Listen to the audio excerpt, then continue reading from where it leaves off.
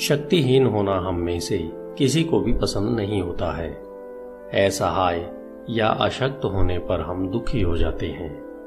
कोई भी अपनी शक्ति घटाना नहीं चाहता है, सभी अपनी शक्ति बढ़ाना चाहते हैं। बहरहाल, लोगों को यह नहीं लगना चाहिए कि हम शक्ति के भूखे हैं। शक्ति पाने के हमारे दांव पेंच किसी को नजर नहीं आने चाहिए। हमें हमेशा न्यायपूर्ण और नेक दिखना चाहिए। इसलिए हमें शक्ति के सूक्ष्म दांव पेंचों की जरूरत होती है।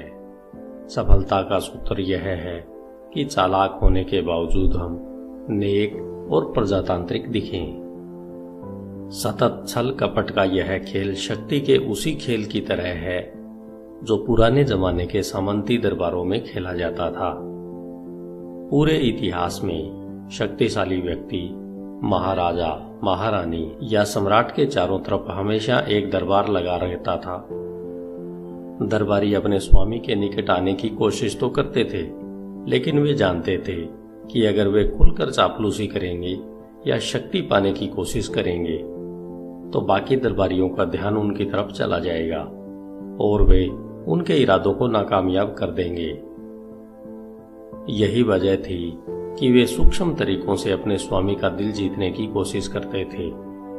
जो दरबारी इस सूक्ष्म कला में समर्थ और कुशल थे, उन्हें भी अपने साथी दरबारियों से सतर्क रहना पड़ता था, क्योंकि वे उन्हें दरकिनार करने की योजनाएं बनाते रहते थे। दरबार सभ्यता और सुसंस्कृति की पराकाष्ठा माना जाता था, इसलिए वहां शक्ति की हिंसक या खुली चालों को पसंद नहीं किया जाता था। जो दरबारी शक्ति का खुला प्रयोग करते दिखते थे, दूसरे दरबारी गोपनीय रूप से उनके खिलाफ काम करने लगते थे। यह दरबारी की दुविधा थी। एक तरफ तो उन्हें शालीनता की मूर्ति दिखना था और दूसरी तरफ उसे अपने विरोधियों को दबाकर आगे निकलना था। सफल दरबारी ने समय के साथ अपनी चालों को छिपाना सीख लिया। अपने विरोधी की पीठ में छुरा घोंपते समय भी उसके हाथ पर मखमल का दस्ताना और उसके चेहरे पर मधुर मुस्कान होती थी। खुले विश्वासघात या बल प्रयोग के बजाय आदर्श दरबारी प्रलोभन, सम्मोहन, धोखे और सूक्ष्म रणनीति से अपना उल्लू सीधा करता था। वह हमेशा कई कदम आगे तक की योजना बनाता था। दरबारी जीवन एक अंतहीन खेल था, जिसमें सतत सावधानी और रणनीतिक चिंतन की जरूरत होती थी। यह सभ्य युद्ध था। आज हम भी दरबारियों जैसे ही विरोधाभास का सामना कर रहे हैं। हर चीज सभ्य, नेक, प्रजातांत्रिक और न्यायपूर्ण दिखनी चाहिए, लेकिन अगर हम सचमुच इन गुणों के हिसाब से चलेंगे तो हमारे आसपास के ज्यादा समझदार लोग हमें कुचल देंगे। जैसा पुनर्जागरण काल के कूटनीतिज्ञ और दरबारी निकोलो मैकियावली ने लिखा है, जो व्यक्ति हमेशा अच्छा बनने की कोशिश करता है, बहुसंख्यक बुरे लोगों की दुनिया में उसका विनाश तय है। दरबार को सुसंस्कृति की पराकाष्ठा माना जाता था, लेकिन इसकी चमकती सतह के नीचे शाह भावनाओं, ईर्ष्या, लालच, नफरत का अलाव धधकता रहता था।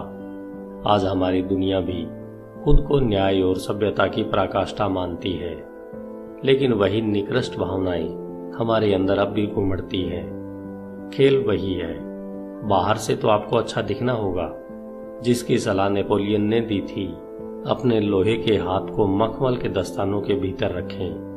अगर पुराने जमाने के दरबारी की तरह आप भी अप्रत्यक्ष और सूक्ष्म कलाओं में महारत हासिल कर सकें, अगर आप प्रलोभन, सम्मोहन, धोखे और चतुर योजनाओं से अपने विरोधियों को दबाना सीख सकें, तो आप शक्ति की ऊंचाइयों पर पहुंच जाएंगे।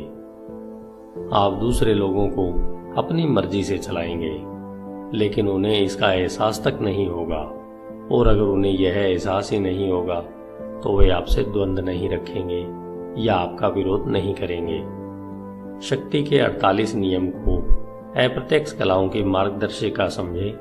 इस पुस्तक को सुनने के बाद आप शक्ति और इसकी पूंजी को समझ पाएंगे तथा यह सीख लेंगे कि नेक छवि बनाकर स्वार्थ सिद्धि कैसे की जा सकती है। अगर आप इन सिद्धांतों पर अमल करते हैं तो आप आधुनिक दुनिया में काफी सफल हो सकते हैं। धन्यवाद।